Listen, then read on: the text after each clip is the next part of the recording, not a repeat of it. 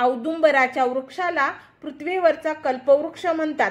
कल्पवृक्ष म्हणजे तुमच्या मनातील सगळ्या इच्छा पूर्ण करणारा वृक्ष आणि त्या कल्पवृक्षाची ताकद औदुंबराच्या झाडामध्ये आहे, म्हणजेच उंबरामध्ये। 21 गुणांनी परिपूर्ण असा वृक्ष आहे की झाडाच्या खाली स्वामी समर्थ महाराज, श्री दत्तगुरु महाराज, नरसिंह सरस्वती महाराज, श्रीपाद, श्रीवल्लभ या सगळ्यांनी औदुंबराच्या झाडाखाली बसून तपश्चर्या केली। अहो एवढेच नाही तर हे औदुंबराचेच वृक्ष आहे। या झाडाच्या मुळाशी अखंड सृष्टीचे ज्यांना मालक म्हटलं जातं ते भगवंत म्हणजेच विष्णुदेव आणि माता लक्ष्मीचा वास आहे बघा या झाडाच्या मुळाशी। पृथ्वी तलावावरती तर अनेक झाडे आहेत, वडाची आहेत, पिंपळाची आहे, मोठी मोठी झाडे आहेत सावली देणारे, परंतु औदुंबराच्या झाडाला हे वरदान कुणी दिलं? कल्पवृक्षाचा महिमा हा कुणी सांगितला? या झाडाखाली स्वतः भगवंत आहेत बघा, भगवान विष्णू आणि माता लक्ष्मी। असं का? याची एक सुंदर अशी कथा आता आपण जाणून घेणार आहोत। खरीखुरी कथा आहे, पुराव्यानिशी अगदी। अहो या औदुंबराच्या झाडाला इतके महत्व आणि इतकी ताकद आहे बघा की याच्या समिधा म्हणजे वाळलेल्या फांद्या आपण होम हवनामध्ये टाकतो। अहो एवढेच नाही, ज्या घरामध्ये या औदुंबर वृक्षाच्या झाडाची एक जरी फांदी वाळलेली घरात असेल बघा तर कुठलीही भूतबाधा घरात येऊ शकत नाही आणि नकारात्मक ऊर्जा घरातून निघून जाते बघा। एवढी ताकद अफाट आहे औदुंबराच्या झाडाचे। पुढे ही माहिती पाहणारच आहोत, पण आता या ठिकाणी भगवंत कसे आहेत त्याची एक सुंदर अशी कथा वर्णन दिलेले ते आपण पाहणार आहोत। तुम्ही पाहतात मराठी हिस्ट्री अँड भटकंती चॅनल। या पृथ्वीवरती हिरण्यकश्यप नावाचा एक भयंकर राक्षस होता। त्याने अनेक देवी देवतांची पूजा केली, तपश्चर्या केली, फार मोठी घनघोर तपश्चर्या केली आणि देवांच्याकडून त्याने वरदान प्राप्त केले की देव दानव मानव याला कुणीही मारू शकणार नाही असं बघा वरदान त्याला देवांनी दिले। हिरण्यकश्यपला त्याला गर्व झाला, इतका गर्व झाला की तिथल्या प्रजेला सांगायचा देवदेवतांची अजिबात पूजा करायची नाही, पूजा करायची तर माझीच करायची। आणि त्याच वेळी बघा भगवंताची लीला, त्याला एक सुंदर असं बालक झालं, त्याचं नाव भक्त प्रल्हाद होते। आपण अनेक कहाण्या ऐकल्या असतील भक्त प्रल्हादाच्या। हा भक्त प्रल्हाद लहानपणापासूनच भगवान विष्णूचा भक्त होता। अहो तो उठल्यापासून त्याच्या तोंडामध्ये एकच शब्द होता, नारायण नारायण असा शब्द होता। त्याचा पिता तर राक्षस, भगवान विष्णूचा अतिशय राग त्याच्या वडिलांच्या मनात होता हिरण्यकश्यपच्या।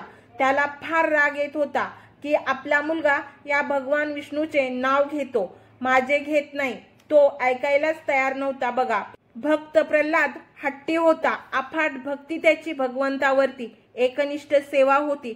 श्वासाश्वासामध्ये नारायणाचे नाव होते, त्याच्या मनामध्ये होतं। दररोज नियमच त्याचा भक्तीचा होता। हिरण्यकश्यपने आपल्या भक्त प्रल्हादाला अनेक वेळा मारण्याचा प्रयत्न केला। एवढाच नाही तर त्याला तेलाच्या कढईत देखील टाकले होते। आपण ऐकलं असेल ह्या कहाण्या। आपल्या भक्तासाठी स्वतः भगवंत त्या ठिकाणी आले आणि आपल्या भक्ताला वाचवले बघा। अनेक वेळा मारण्याचा प्रयत्न केला परंतु त्याच्यातून भक्त प्रल्हाद वाचला बघा भक्तीमुळे।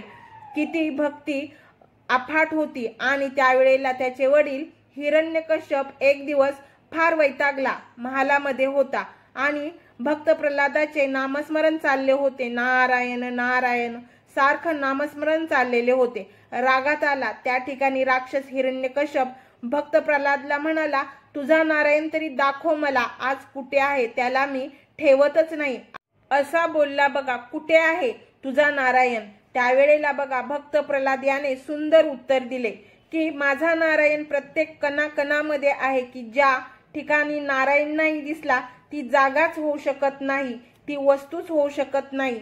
हिरण्यकश्यपने सांगितले की तुझा नारायण जर प्रत्येक कणाकणामध्ये आहे तर या खांबामध्ये तुझा नारायण आहे का?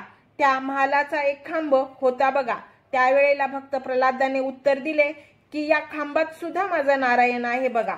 हिरण्यकश्यपनी त्या खांबाला जोरात भयंकर अशी लात मारली। लात मारल्याबरोबर अखंड सृष्टीचे मालक भगवंत भगवान विष्णू नरसिंह रूपामध्ये त्यामधून बाहेर आले बघा, खांबातून. हे रूप असे होते, ना मानव ना स्त्री ना देव, हे सर्व मिक्स असं रूप होतं. का? त्याला वरदान होतं, भगवंताला त्याला मारायचेच होते, फक्त निमित्त हे होतं. नरसिंह रूपामध्ये भगवान विष्णूंनी त्या हिरण्यकश्यपचे पोट फाडले आणि त्याचा वध त्या ठिकाणी केला. परंतु हिरण्यकश्यपच्या पोटामध्ये महाभयंकर असं विष होतं बघा, आणि हे विष भगवंताच्या नखाला लागले.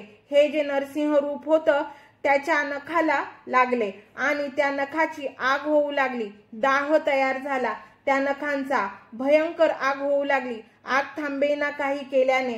त्यावेळेला माता लक्ष्मी त्या ठिकाणी प्रकट झाली आणि माता लक्ष्मीने सांगितले की भगवंता, हे औदुंबराचे झाड आहे, त्याची जी फळे आहेत त्या फळामध्ये तुमची नख टाका, तुमची आग थांबेल. त्या ठिकाणी माता लक्ष्मीने सांगितल्याप्रमाणे औदुंबराच्या झाडाची फळे आणली बघा आणि त्या फळांमध्ये नख टाकली भगवंतांनी नरसिंह, आणि त्यावेळेला त्या ठिकाणी आग ती शांत झाली नखांची बघा. त्यातील विष नष्ट झालं बघा. नखातून केवढी ताकद आहे पहा औदुंबराची. आणि त्याच ठिकाणी बघा अखंड सृष्टीचे मालक भगवान विष्णुदेवांनी सांगितले की हे औदुंबरा, मी आणि माता लक्ष्मी कायम तुझ्या मुळाशी राहणार, वास राहील आमचा. आणि त्यामुळे खरंच लक्ष देऊ नये का की औदुंबराच्या झाडाची जर मनापासून पूजा केली, मनापासून अगदी पूजा केली तर दारिद्र्य नष्ट होतं, श्रीमंती घरामध्ये येते. कारण त्या ठिकाणी स्वतः माता लक्ष्मी आहे, असा स्वतः भगवंतांनी शब्द दिलाय, वचन दिले भगवंतांनी ते, आणि आजपर्यंत ते खरं ठरतंय. परंतु सेवा ही कशी पाहिजे?